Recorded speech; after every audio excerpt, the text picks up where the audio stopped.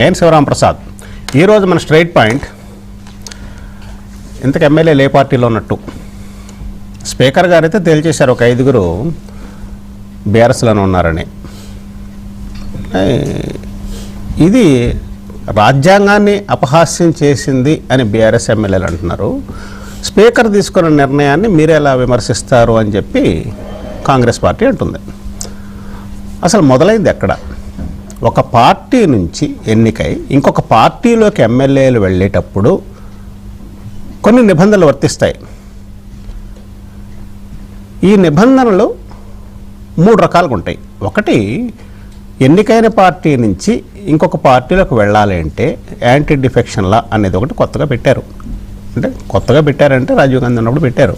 అంతకుముందు ఈ anti defection law లేదు. ఒక కాలంలో 4 సంవత్సరాల కాలంలో 4,000 మంది ఎమ్మెల్యేలు కానీ ఎంపీలు కానీ 50% ప్రతి ఇద్దరు ఒకటి పార్టీ మారారు. అంటే ఇక్కడికి వచ్చేటప్పటికి ఎవ్వరూ దీన్ని తప్పు ఒప్పు అని చెప్పేటటువంటి అర్హత లేదు ఎవరికి. ఎందుకంటే అందరూ ఏదో ఒక కాలంలో ఎప్పుడొకప్పుడు పార్టీ మారిన వారే, తప్పు చేసిన వారే.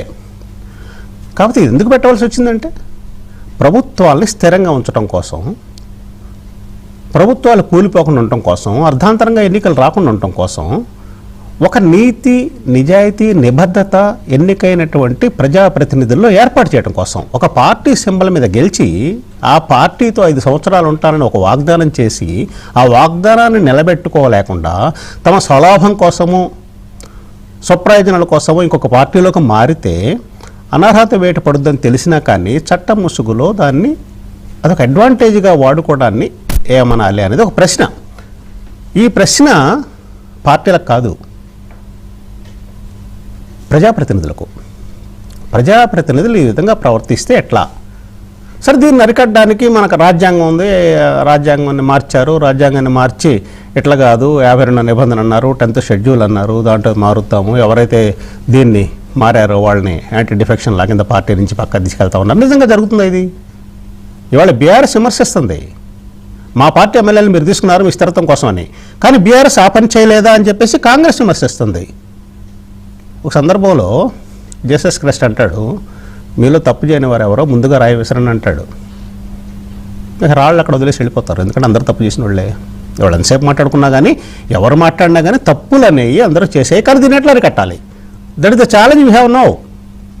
10 మంది ఎమ్మెల్యేలు పార్టీ మారారు అనే ఒక అభియోగం మీద స్పీకర్ నిర్ణయం తీసుకోలేదని కోర్టుకు వెళ్తే, కోర్టు స్పీకర్ని ఒక టైం లైన్ ఇచ్చి ఈ టైం లైన్ లోపల మీరు ఇది పరిష్కరించండి అంటే స్పీకర్ మీద వచ్చిన ఒత్తిడికి ఆయన అనేక రకాలుగా మారి ఇప్పుడు ఇవాళ ఒక 5 మంది ఎమ్మెల్యేల మీద ఒక తీర్పు ఇచ్చి 5గురు మాత్రం అదే పార్టీలో ఉన్నారు, సరైనటువంటి ప్రూఫ్ చూపించలేకపోయారు, వీళ్ళు పార్టీ మాట్లాడుతున్నారు. ఇంకొక 3 మీద రేపు నిర్ణయం తీసుకుంటారు. ఒక 2లో, అందులో కడియం శ్రీహరి గారు ఇవాళ చెప్పారు ఇందాక, నేను అసలు పార్టీ మారలేదు, నేను కాంగ్రెస్లో ఉన్నాను, నాకు అసలు బీఆర్ఎస్ సభ్యత్వం ఉంది ఈ రోజు దాకా కూడా అని. ఒక్క నాగేందర్ గారు మాత్రం తప్పించుకోలేకపోతున్నారు, ఎందుకంటే ఆయన ఎంపీగా పోటీ చేశారు కాంగ్రెస్ పార్టీ తరఫున. ఇక ఛాలెంజెస్, ప్రతి ఛాలెంజెస్ ఓకే, కానీ నెక్స్ట్ ఏంటి? అసలు దీన్ని ఎట్లా అరికట్టచ్చు? ఈ రుగ్మతక మందేంటి? మా చిన్నప్పుడు బేతాళ కథలు చదువుకునేవాళ్ళం. విక్రమాదిత్యుడు ఒక బేతాళుని భుజం మీద వేసుకొని వెళ్తుంటాడు, ఈ ప్రశ్నకు నువ్వు సమాధానం చెప్పకపోతే నీ తల పగిలిపోద్ది అంటాడు. ఆయన సమాధానం చెప్పడు, ఇది తేలతో మళ్ళీ బేతాళుడు చెట్టు మీద కూర్చుంటాడు. ఇది మన ముందున్న పరిస్థితి. సరే, పార్టీలు ఆరోపణలు ప్రత్యారోపణలు సహజమే. ఒకసారి వివేకానంద గారు ఏమన్నారు, ఒక్కసారి వివేకానంద గారు బయట వేయండి.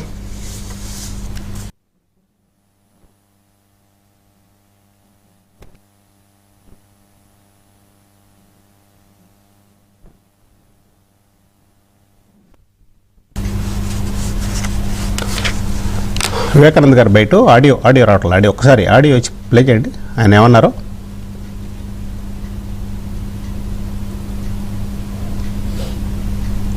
సరే, ఆది శ్రీనివాస్ గారు బయట ప్లే చేయండి.